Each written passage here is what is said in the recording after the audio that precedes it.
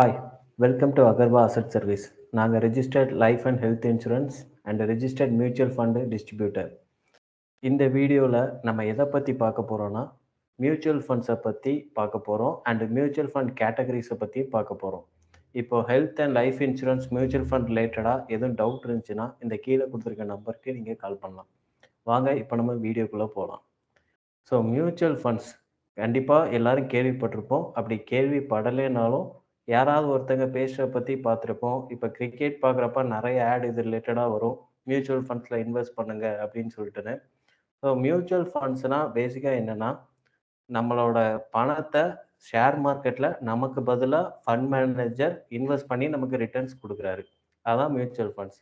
இப்போ mutual funds பார்த்துக்கிட்டிங்கன்னா இத்தனை கம்பெனிஸ் இந்தியாவில் மோர் தேன் 40 கம்பெனிஸ் வந்து இருக்குது. இந்த கம்பெனிஸ் எல்லாமே ஏஎம்சின்னு சொல்லுவாங்க, அசட் மேனேஜ்மெண்ட் கம்பெனி. அப்போது இந்த அசட் மேனேஜ்மெண்ட் கம்பெனிஸை மெயினாக கண்ட்ரோல் பண்ணுறது யாருன்னு பார்த்தீங்கன்னா securities and exchange board of India. எப்படி பேங்க்குக்கு வந்து ரிசர்வ் பேங்க் ஆஃப் இந்தியான்னு ஒரு கண்ட்ரோல் பாடி இருக்குதோ அதே மாதிரி mutual ஃபண்ட்ஸுக்கு security exchange board of இந்தியான்னு சொல்லிட்டு கண்ட்ரோல் பாடி இருக்குது. எப்படி ஷேர் மார்க்கெட்டை செபி கண்ட்ரோல் பண்ணுறாங்களோ மியூச்சுவல் ஃபண்டும் ஷேர் மார்க்கெட்டை டிபெண்ட் பண்ணி இருக்கிறதுனால security exchange board of India தான் இதை கண்ட்ரோல் பண்ணுறாங்க. இது கூட ரெகுலேட்டட் பாடியாக இருக்குது association of mutual funds of India. இப்போ ஷேர் மார்க்கெட்டுன்னு சொன்னாலே நமக்கு ஒரு ஃபேர் இருக்குது, பணம் போயிரும் அப்படின்னு சொல்லிட்டுன்னு. அந்த மாதிரி கிடையாது. இப்போ இத்தனை ஏஎம்சிஸ் இருக்குது. இப்போ நீங்கள் இதில் பார்க்குறீங்க, இப்போ நம்ம கேள்விப்பட்ட பேர் ரெகுலராக நம்ம பேங்க் அக்கௌண்ட் இந்த மாதிரி பேங்க்லாம் கண்டிப்பாக வச்சுருப்போம். SBI, Kotak Mahindra, axis bank, HDFC, ICICI Prudential, so UTI, இந்த மாதிரி நமக்கு தெரிஞ்ச பேர். ஏன் எல்ஐசி கூட மியூச்சுவல் ஃபண்டில் இருக்கிறாங்க. இவங்களும் ஒரு ஏஎம்சி தான். அப்போ இவங்க எல்லாருமே வந்து அசட் மேனேஜ்மெண்ட் கம்பெனியாக ரிஜிஸ்டர்ட் பாடியாக இருக்கிறாங்க. அப்போ நம்ம போடுற காசுலாம் நமக்கு இதில் யார் சூட்டபுளாக ஆவாங்களோ அவங்கள்ட்ட நம்ம இன்வெஸ்ட் பண்ணுறோம். அவங்க நமக்கு பதிலாக ஸ்டாக்ல இன்வெஸ்ட் பண்ணி நமக்கு ரிட்டர்ன்ஸ் கொடுக்குறாங்க. இதுதான் ஒரு சின்ன டிஸ்ட்ரிபியூஷன். மியூச்சுவல் ஃபண்டை பொறுத்த வரைக்கும் ஸ்டாக் மார்க்கெட் சம்மந்தப்பட்டிருக்கிறதுனால அதில் ரிஸ்க் வந்து அப்ஸ் அண்ட் டவுன்ஸ் இருக்கும்.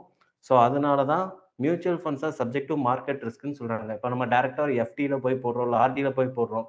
ஸோ நம்ம வந்து ஏன்னா தெரிஞ்சவங்கலாம் பண்ணியிருப்பாங்க, நம்ம பார்த்துட்டு இருப்போம். ஃபிக்ஸடாக அவங்க 7% ரிட்டர்ன் சொல்லியிருப்பாங்க. நம்ம அதனால அதில் இன்வெஸ்ட் பண்ணியிருப்போம். ஆனால் இதில் ஷேர் மார்க்கெட் பற்றி சம்மந்தப்பட்டிருக்கிறதுனால ப்ராப்பராக நாலேஜோட நம்ம இன்வெஸ்ட் பண்ணால் கண்டிப்பாக நமக்கு வந்து நல்ல ரிட்டர்ன்ஸ் கிடைக்கும். அதுதான் எப்போவுமே ஒரு டிஸ்க்ளைமராக என்ன சொல்கிறாங்கன்னா mutual funds are subject to market risk. Please read scheme related documents carefully. ஏன்னா நிறைய ஃபண்டு வெரைட்டிஸ் இருக்குது. ஸோ எல்லா ஃபண்டையும் நம்ம கம்பேர் பண்ணி நம்மளா கோலுக்கு தக்கன நம்ம இன்வெஸ்ட் பண்ணுறப்ப கண்டிப்பாக ரிட்டர்ன்ஸ் இருக்கும். ஸோ எப்போவுமே மியூச்சுவல் ஃபண்டை நம்ம கொஞ்சம் நாலேஜ்லாம் பண்ணால் கண்டிப்பாக ரிட்டர்ன்ஸ் இருக்கும். அப்படி இல்லைன்னா உங்களோட ஃபினான்ஷியல் அட்வைசர்கிட்ட ஒவ்வொரு ஃபண்ட்லையும் இன்வெஸ்ட் பண்ணுறதுக்கு முன்னாடி நீங்கள் ஒரு கன்சல்டேஷன் எடுத்துக்கோங்க. இப்போ நம்ம classification of mutual funds. Mutual ஃபண்ட்ஸில் மெயினாக 5 டைப்ஸாக கேட்டகரிஸ் பண்ணியிருக்கிறாங்க. அப்போ 5 டைப் என்னென்னா ஈக்விட்டி ஸ்கீம்ஸ். ஈக்விட்டின்னு எதை சொல்கிறாங்கன்னா ஷேர் மார்க்கெட்டை தான் ஈக்விட்டின்னு சொல்கிறாங்க. டைரெக்டாக ஸ்டாக் மார்க்கெட்டில் இன்வெஸ்ட் பண்ணக்கூடிய ஃபண்ட்ஸ். தென் டெப்ட் ஸ்கீம்ஸ். டெப்ட்னு அந்த இடத்துல கவர்மெண்ட் சம்மந்தப்பட்டது, கவர்மெண்ட் செக்யூரிட்டிஸ் அது ரிலேட்டடாக பண்ணுறது. ஹைப்ரிட் ஸ்கீம்ஸ் வந்திருக்காங்க. ஸோ ஒவ்வொரு ஸ்கீம்ஸையும் நம்ம டீட்டெயில்டாக அடுத்தடுத்த வீடியோவில் பார்ப்போம். இப்போ ஜஸ்ட் ஓவரலாக என்னென்ன கிளாஸிஃபிகேஷன் மட்டும் இருக்க பார்க்க போகிறோம். அண்ட் ஈக்விட்டி ஸ்கீம்ஸ்னால் என்னென்னு பார்க்க போகிறோம். Solution orient scheme, other schemes. இந்த டோட்டலாக 5 ஸ்கீம் தான் கேட்டகரைஸாக இருக்குது. இதில் ஃபஸ்ட்டு நம்ம ஈக்விட்டி ஸ்கீம்ஸ் என்னென்னு பார்க்க போகிறோம். ஈக்விட்டி ஸ்கீம்ஸ்ன்னு பார்க்குறதுக்கு முன்னாடி அது எப்படி டைவர்சிஃபை பண்ணுறாங்க. இப்போ ஜென்ரலாக உங்களுக்கு சொல்கிறேன். இப்போ லார்ஜ் கேப் ஃபண்ட்ஸ்ன்னு சொல்லுவாங்க, மிட் கேப் ஃபண்ட்ஸ்ன்னு சொல்லுவாங்க. இதெல்லாம் எப்படி ஒரு கேட்டகரைஸ் பண்ணி சூஸ் பண்ணுறாங்க அப்படின்னு சொல்கிறதுக்கு இது ஜஸ்ட் ஒரு நம்ம புரிஞ்சுக்காண்டி இது ஒரு ஸ்லைடு. இது large cap funds, mid cap, small gap. அப்போ இந்தியாவில் இருக்க ஸ்டாக் மார்க்கெட்டில் லிஸ்ட் ஆகி இருக்கிற டாப் 100 கம்பெனிஸை வந்து லார்ஜ் கேப் கம்பெனின்னு சொல்லுவாங்க. இதோட மார்க்கெட் கேபிட்டல் பார்த்தீங்கன்னா 50,000 crores மேலே இருக்கலாம். மார்க்கெட் கேபிட்டல்னு எதை சொல்லுவாங்கன்னா இவங்க வந்து இப்போ சொல்லலாம் டெவலப் பண்ணுறதுக்காண்டி பப்ளிக் கிட்ட ஃபண்டு வாங்கியிருக்காங்க. அந்த ஃபண்டோட வேல்யூ தான் 50,000 crores மேலே இருக்கிறத மார்க்கெட் கேபிட்டல்னு சொல்லுவாங்க. ஸோ அதே மாதிரி மிட் கேப், ஸ்மால் கேப் இப்படி ஒவ்வொன்றுக்கும் மார்க்கெட் கேபிட்டல் வைஸாக செக்ரிகேட் பண்ணியிருக்காங்க.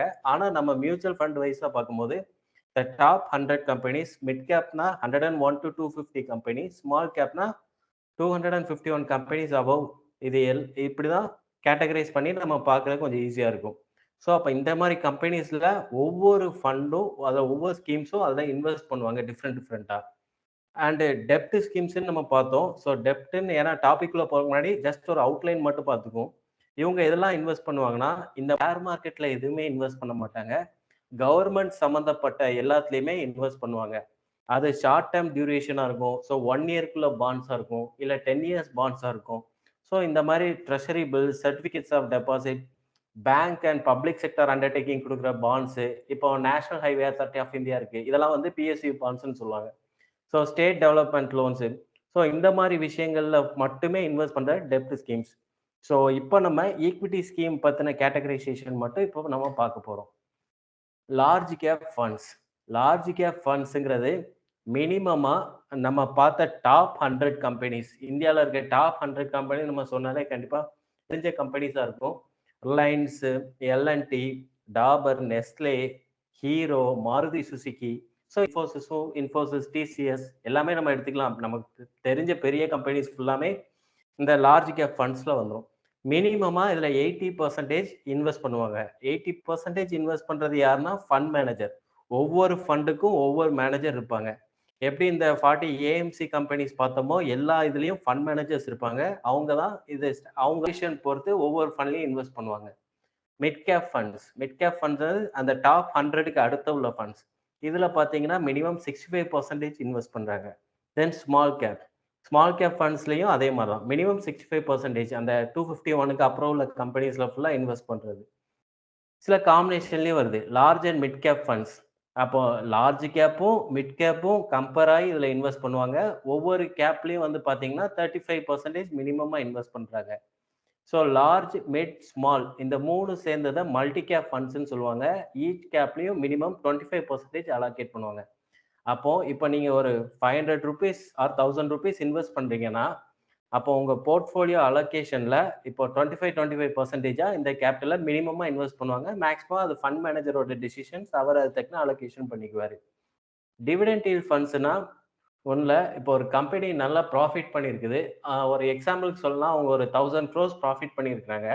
ஆனா இந்த இயர் 1500 க்ரோர்ஸ் ப்ராஃபிட் பண்ணியிருக்காங்க. ஸோ அந்த 500 க்ரோர்ஸ் எக்ஸ்ட்ரா வந்ததுனால அதை ஷேர் ஹோல்டர்ஸுக்கு எல்லாரும் பிரிச்சு கொடுக்கன்னு நினைச்சு ஒரு ப்ராஃபிட் மாதிரி கொடுப்பாங்க. அதுதான் டிவிடெண்ட். அப்போ எந்தெந்த கம்பெனிஸ் டிவிடெண்ட்ஸ் கொடுக்குதோ அந்த மாதிரி கம்பெனிஸ்ல மட்டும் இன்வெஸ்ட் பண்றது இந்த டிவிடெண்ட் ஈல்ட் ஃபண்ட்ஸ். தென் ஃபோக்கஸ்டு ஃபண்ட்ஸு. இது focus funds, value and contra funds இதெல்லாம் கிட்டத்தட்ட ஒரே மாதிரியான ஃபோக்கஸ் ஃபண்ட்ஸ் மினிமமா 30 ஸ்டாக்ஸ் தான் அந்த ஃபண்ட்ஸ்ல இருக்கும். அப்போ லார்ஜ் கேப், மிட் கேப் இதுலலாம் எப்படி இருக்கும்னா, சம் ஃபண்ட்ஸ்லாம் பார்த்தீங்கன்னா மோர் தென் 100 ஸ்டாக்ஸ் கூட இருக்கும்.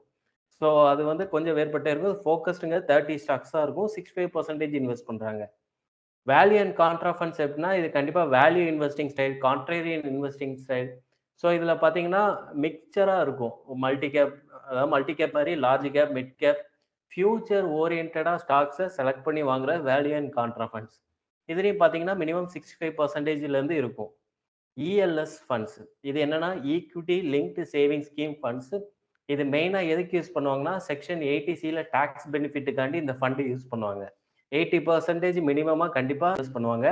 இதுல ஒண்ணே ஒண்ணு என்னன்னா, மத்த ஃபண்டுக்கும் இந்த ஃபண்டுக்கும் என்ன டிஃபரன்ஸ்னா, இதுல 3 இயர்ஸ் நமக்கு லாக்இன் பீரியட் இருக்கும். அப்போ நீங்க 1 இயர் இன்வெஸ்ட் பண்ணிட்டீங்கன்னா 3வது வருஷம் கழிச்சு தான் நம்ம அதை வித்ட்ராவல் எடுக்க முடியும். ஆனா இந்த ஃபண்ட்லாம் பார்த்தீங்கன்னா நெக்ஸ்ட் டேவே வித்ட்ராவல் எடுக்கலாம். ஆனா 1 இயர்க்குள்ள வித்ட்ராவல் பண்ணா நமக்கு 1% டிரான்சாக்ஷன் சார்ஜஸ் மாதிரி இருக்கும். 1 இயருக்கு மேல போனீங்கன்னா இந்த சார்ஜஸ் எதுவுமே இருக்காது. Sector and தீமெட்டிக் funds.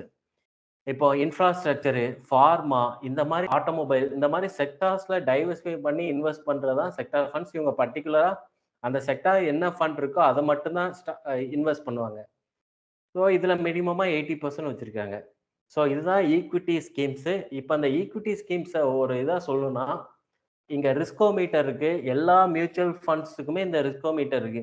அப்போ மியூச்சுவல் ஃபண்ட் நான் இன்வெஸ்ட் பண்ணணும்னு ஆசைப்படுறேன், நானே இதெல்லாம் படிச்சு தெரிஞ்சுக்கலாம். கண்டிப்பா எல்லா மியூச்சுவல் ஃபண்ட்ஸும் எல்லா டாக்குமெண்ட்ஸும் கொடுப்பாங்க. மெயினா பார்க்க வேண்டியது scheme information document, key information memoranda. So இந்த மாதிரி விஷயங்கள்லாம் சொல்லுவாங்க. அதுல இந்த ரிஸ்கோமீட்டர்ங்கிறது இந்த ஃபண்ட் எவ்வளவு ரிஸ்க் இருக்குது என்ன எல்லாமே மென்ஷன் பண்ணியிருப்பாங்க. இந்த ஃபண்ட்ஸ் பார்த்தீங்கன்னா ஹை ரிஸ்க், ஹை ரிட்டர்ன்ஸ். ரிஸ்க்கும் ஜாஸ்தி இருக்குது, ரிட்டர்ன்ஸும் ஜாஸ்தி இருக்கு. இது யாருக்கெல்லாம் சூட்டபிள் பார்த்தீங்கன்னா, கண்டிப்பா ஈக்விட்டில இன்வெஸ்ட் பண்றீங்கன்னா, நீங்க மினிமமா ஒரு 5 இயர்ஸ்க்கு மேல அந்த ஃபண்ட்ல இன்வெஸ்ட் பண்ற மாரி உங்கள் இன்வெஸ்ட்மெண்ட் மைண்ட் செட்டை கொண்டு போய்க்கணும். 5 இயர்ஸ்க்கு மேலே தான் அதை பற்றி யோசிக்கிறேன். இப்போ நான் இன்வெஸ்ட் பண்ணிட்டு இருக்கேன், எனக்கு உடனே தேவையில்ல. அப்போ ஒரு கோல் வச்சிருப்பீங்க. அது மேரேஜா இருக்கலாம், எஜுகேஷனா இருக்கலாம், சம்திங் உங்களோட கோல் ஓரியன்டடா இந்த ஃபண்டு சூட்டபிளா இருக்கும் லாங் டேர்ம்க்கு. Seeking higher returns. ஒரு ரிஸ்க் எடுக்காம ரிட்டர்ன்ஸ் பெருசா எடுக்க முடியாது. ஸோ அதனால இது ஹை ரிஸ்க், ஹை ரிட்டர்ன்ஸ். அந்த ரிஸ்க் எப்போ குறையும்னா லாங் டியூரேஷன்ல நம்ம ஃபண்டை ஹோல்ட் பண்றப்ப அந்த ரிஸ்க்கும் கம்மியாகும், நம்மளோட குரோத்தும் நல்லா இருக்கும். யார் யங் ஏஜ் இந்த சென்ஸ் வந்து இப்போ 45ல இருக்கேன், நான் வந்து ஈக்விட்டி ஸ்கீம்ல இன்வெஸ்ட் பண்ணக்கூடாதா அந்த மாதிரி கிடையாது. சீனியர் பர்சன்ஸு ரிஸ்க் ஓரியன்டடா திங்க் பண்றப்ப யங் ஏஜ்லேருந்து இன்வெஸ்ட் பண்றது. ஏன்னா லாங் டேர்ம்க்கு 10 இயர்ஸ் 15 இயர்ஸ்லாம் ஹோல்ட் பண்றதுனால இது சின்ன ஏஜ்லேருந்து ஸ்டார்ட் பண்றதுக்கு சூட்டபிளா இருக்கும். ரிஸ்க் டாலரண்ட் இண்டிவிஜுவல்ஸ் அது பிரச்சனை இல்லை, ஏன்னா இது இன்வெஸ்ட்மெண்ட்டாக பார்த்துட்டு இருக்காங்க. ஒரு எமர்ஜென்சி கூட இந்த ஃபண்டை நான் எடுக்க மாட்டேன் அந்த மாதிரி ஒரு கொண்டு போகிறவங்களுக்கு இது பெஸ்ட்டு ஒரு ஆப்ஷனாக இருக்கும். And those with regular income, இப்போ மந்த்லி ஃபிக்ஸடாக எனக்கு இந்த இன்கம் வந்துட்டு இருக்குது, அதில் ஒரு போர்ஷனை நான் வந்து ஈக்விட்டியில் ரிட்டர்ன் பண்ணிட்டு இருக்கேன். ஏன்னா எனக்கு ஒரு ஹை ரிட்டர்ன்ஸ் வேணுன்றதுக்காண்டி. அதை அப்படிப்பட்டவங்களுக்கு இந்த ஃபண்டு சூஸ் ஆகும். And portfolio diversifier. போர்ட்ஃபோலியோனா ஆல்ரெடி நீங்கள் ஒரு எஃப்டி போட்டிருக்கலாம், கோல்டு கட்டிட்டு இருக்கலாம், மாதம் மாதம் ஜுவல்லரி ஷாப்லாம் கட்டுற மாதிரி கட்டிட்டு இருக்கலாம், ரியல் எஸ்டேட் பண்ணலாம். ஸோ இதெல்லாம் பண்ணுறப்ப ஒரு போர்ஷனை நான் இதுலேயும் ஈக்விட்டிலையும் நான் இன்வெஸ்ட் பண்ணுறேன். டைரெக்டாக நான் ஷேரில் இன்வெஸ்ட் பண்ணுறதுக்கு இப்படி மியூச்சுவல் ஃபண்டில் இன்வெஸ்ட் பண்ணிடுறேன். அந்த மாதிரி பீப்புளுக்கும் இது சூட்டபிள் ஆகும். ஸோ இதுதான் நம்ம ஈக்விட்டி ஸ்கீம்ஸோட கேட்டகரைசேஷன். அண்ட் நம்ம அடுத்த வரக்கூடிய வீட்டில் டெப்ட் ஸ்கீம்ஸை பற்றி நம்ம ஃபுல் அண்ட் ஃபுல் பார்க்கலாம். இந்த வீடியோ பிடிச்சிருந்தா லைக் பண்ணுங்கள் அண்ட் சப்ஸ்கிரைப் பண்ணுங்கள். தேங்க்யூ.